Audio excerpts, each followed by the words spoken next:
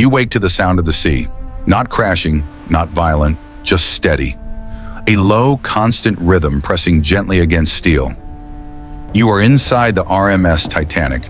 It is April 13th, 1912. The ship moves smoothly through the Atlantic, so stable that it barely feels like motion at all. Curtains stir slightly near open portholes. Soft light filters into cabins as morning begins. There is no sense of danger here, only confidence. The Titanic is new, powerful, unsinkable, people say. Sometimes as a joke, sometimes not. For those aboard, the idea of disaster feels distant, almost impossible. This is not a ship bracing for tragedy. This is a ship beginning another ordinary day. Above deck, the ocean stretches endlessly in every direction. Calm, blue, predictable. Below deck, life unfolds in layers, stacked carefully, one above the other. First class wakes slowly. Fine linens, polished wood, warm light reflecting off brass fixtures. Passengers rise without hurry. There is nowhere they need to be yet. Second class stirs with quieter efficiency. Cabins are smaller, simpler, but comfortable. Families prepare for the day, adjusting coats, checking watches. Deep below in third class, the day starts earlier. Steerage passengers wake to tighter spaces in shared corridors. Laughter mixes with the sounds of footsteps and moving trunks. And beneath everyone, unseen by most, the crew is already working. The ship does not wake itself. People do. You are not here to witness the sinking, not yet. You are here to witness the Titanic as it truly was. Alive. As the morning continues, the ship comes fully awake. In first class, doors open onto wide corridors lined with patterned carpets. Passengers step out dressed carefully, already prepared for public spaces. Conversations begin softly, polite and unhurried. Breakfast is served in elegant dining rooms, white tablecloths, silver cutlery, quiet clinks of porcelain. Stewards move smoothly between tables, anticipating needs before they are spoken. The mood is relaxed, confident. Elsewhere, second-class passengers make their way through narrower hallways. Meals are simpler but generous. Children chatter. Adults discuss the journey ahead. New York, opportunity, business, reunion. The ship feels full of expectation. In third class, life spills into shared spaces. Families eat together. Languages overlap. Music drifts from somewhere down the corridor as someone plays a fiddle. For many here, this voyage represents a beginning. Hope is heavy in the air. Below decks, the crew moves constantly. Engineers check gauges. Firemen shovel coal into roaring furnaces. The heart of the ship beats hot and loud, though few passengers ever think about it. Steel vibrates gently beneath their feet. Everything works. Every system responds as designed. The Titanic glides forward, cutting cleanly through the water. The ocean offers no resistance worth mentioning. If anyone feels a chill, they blame the sea air. If someone stumbles, they laugh it off. There is no reason to worry. The ship has already proven itself. Today is simply another day at sea. As the day unfolds, the invisible boundaries of the ship become clearer. Passengers move within their worlds, rarely crossing into others. First class strolls along open decks, wrapped in coats against the cold wind. Chairs are arranged perfectly. Tea is served. The Atlantic sparkles under sunlight. Second class finds comfort in observation. People lean against railings, watching waves rise and fall. Conversations drift between excitement and boredom. Third class fills with energy. Children run through corridors.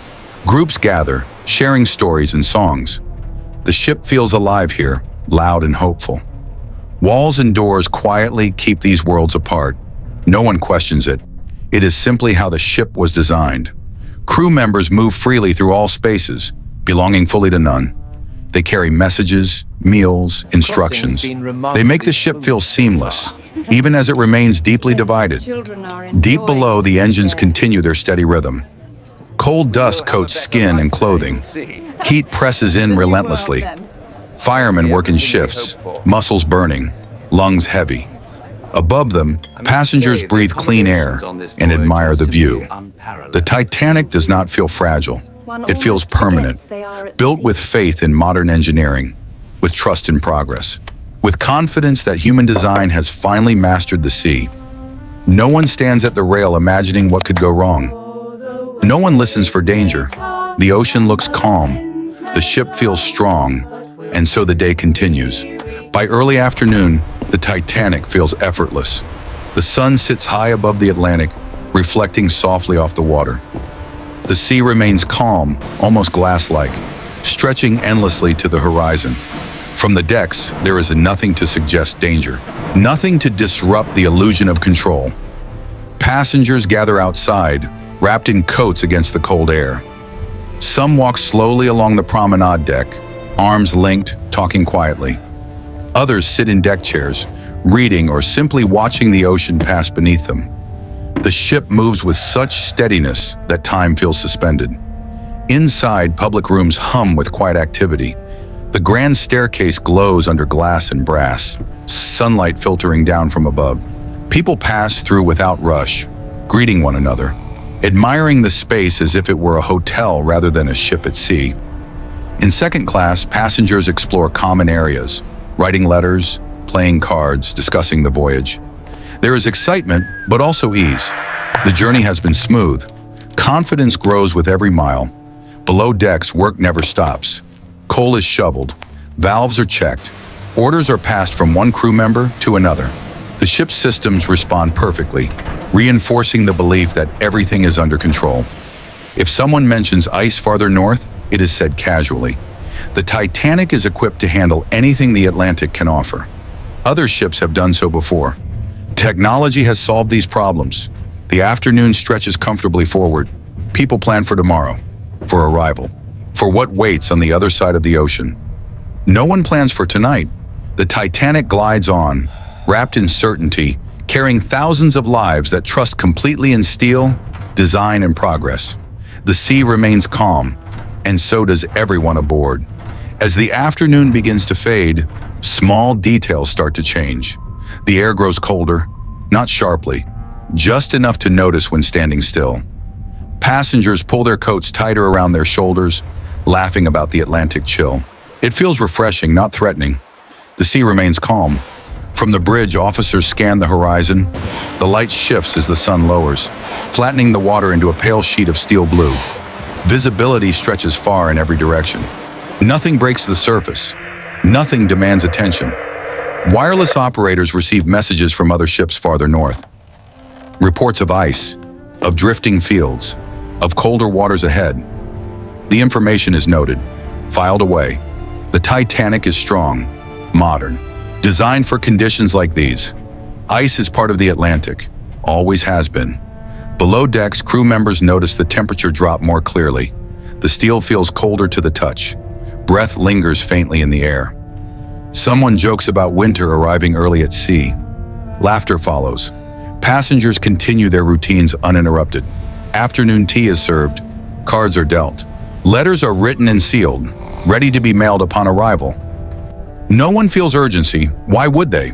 The ship has not slowed. The engines continue their steady rhythm. Everything sounds exactly as it should. From the deck, the horizon looks empty. Perfectly empty. No one stares long enough to notice how still the water has become. How smooth, how quiet. The kind of quiet that hides distance and scale. As daylight fades, the Titanic moves deeper into colder waters, carrying its confidence forward without hesitation. The warnings are there, but they are quiet, and quiet things are easy to ignore. As evening settles over the Atlantic, the Titanic transforms. Lights glow warmly behind windows and along corridors. The chill outside sharpens, but inside the ship feels insulated, protected from the ocean beyond its walls. The day gives way to ritual. Dinner begins. In first class, passengers dress carefully for the evening. Gowns, tailored jackets, polished shoes. The dining saloon fills with conversation and soft laughter as courses are served one after another. Crystal glasses catch the light. Music drifts gently through the room. The atmosphere is confident, refined, secure. Talk turns to business, to travel, to the promise of New York. Someone praises the ship's comfort. Another remarks how smooth the voyage has been. The idea of danger feels absurd in a room like this. Second class gathers for dinner as well, more modest but no less cheerful. Families share meals. Children grow tired and restless. Plans are made for the days ahead. In third class, the evening is lively. Food is shared. Songs are sung. People crowd into common spaces, enjoying warmth and company. For many, this journey represents a future just within reach. Across all decks, the ship hums with life. Stewards move quietly through corridors. Engineers monitor gauges below. The engines continue their steady pulse, reassuring in its consistency. Outside, the sea is darker now, colder, still calm. Few passengers step out onto the deck. Those who do remark on the cold, then retreat inside. The night air feels sharp against the face, biting in a way that discourages lingering. No one stays long enough to look closely at the water. Inside, lamps burn steadily. Conversations continue. Music plays. The Titanic carries its passengers through the night wrapped in warmth, routine, and belief. Tomorrow is expected. No one doubts it. Night settles gently over the Titanic. The ship grows quieter, not suddenly but gradually, as if exhaling after a long day. Corridors empty. Doors close softly. Lamps are turned low, casting warm pools of light across polished floors. Passengers retreat to their cabins. In first class, beds are prepared with crisp linens. Curtains are drawn. The steady hum of the engines becomes a lullaby. Some read a few final pages before sleep. Others extinguish lamps without a second thought. In second class, families settle in together. Children fall asleep quickly, worn out by the day. Adults speak softly, already drifting toward rest.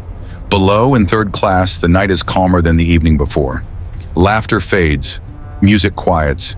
People stretch out where they can, comforted by routine and exhaustion.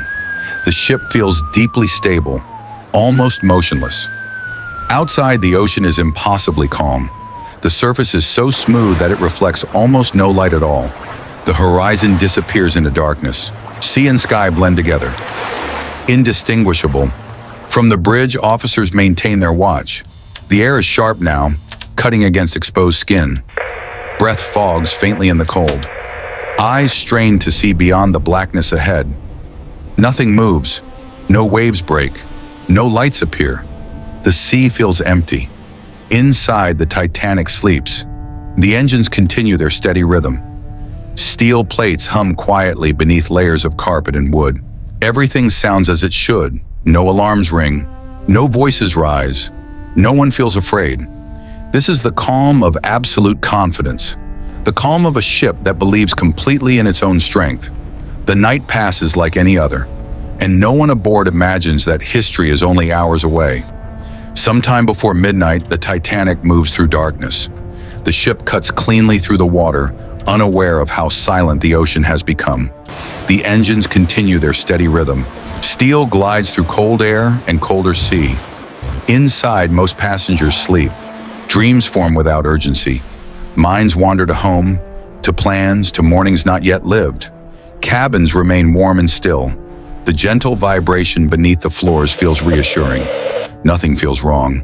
On deck, the cold sharpens further. The night air bites at exposed skin. Breath hangs briefly before vanishing. The stars above are clear and bright, scattered across the sky without interruption. Ahead, the horizon offers no contrast, no waves, no reflection, no warning. The sea has become a mirror without light. From the bridge, eyes strain forward into blackness.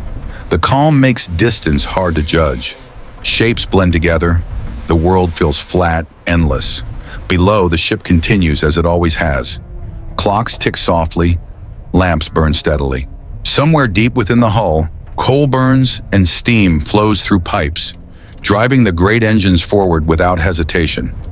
No one feels the need to slow. No one feels the need to stop. The Titanic believes in the path it is already on. History will remember this ship for how it ended. But this moment is not about the end. It is about the ordinary seconds just before it. The confidence, the quiet, the certainty that tomorrow will come. This was not a ship waiting to be lost. It was a ship moving forward. This was not a night of fear. It was a night of belief. This is a day inside history. And this was the Titanic.